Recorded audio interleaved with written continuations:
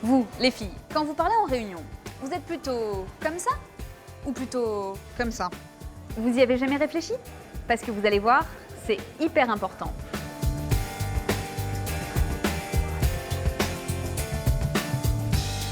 Vous avez dû remarquer, on se tient tous de manière très différente. Alors, il y a ceux qui ont l'air de vouloir se cacher, toujours recroquevillés sur eux-mêmes.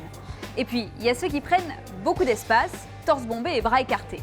Bon, la plupart du temps, ce sont les femmes qui ont tendance à garder les jambes croisées et les hommes qui prennent des postures plus larges. L'exemple ultime étant celui bien connu du métro. Vous savez, quand vous êtes complètement écrasé, parce que y a pas de place, et que le mec à côté est tranquille, il a les jambes bien écartées et il est tout à fait à son aise. Ce phénomène porte d'ailleurs un nom, le manspreading. Alors, attention, ce n'est pas un phénomène anecdotique, c'est particulièrement horripilant. À tel point qu'il y a même eu une campagne contre le manspreading dans le métro new-yorkais. Tout ça pour dire que ces postures physiques, elles sont très importantes.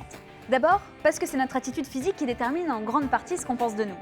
Une étude américaine a montré qu'on mettait seulement 1/10 de seconde pour se faire un avis sur quelqu'un. Pas le temps de parler donc, c'est notre corps qui le fait pour nous.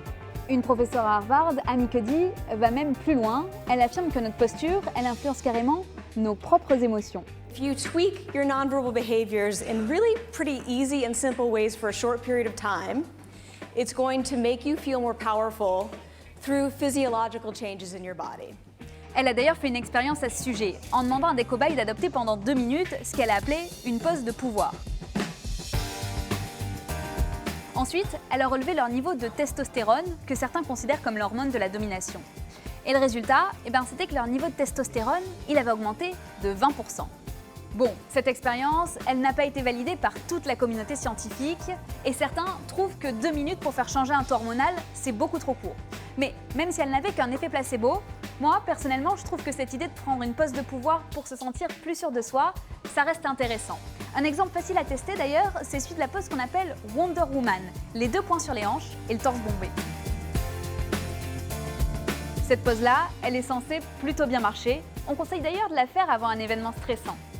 Bon, allez, je vais m'imposer dans le métro.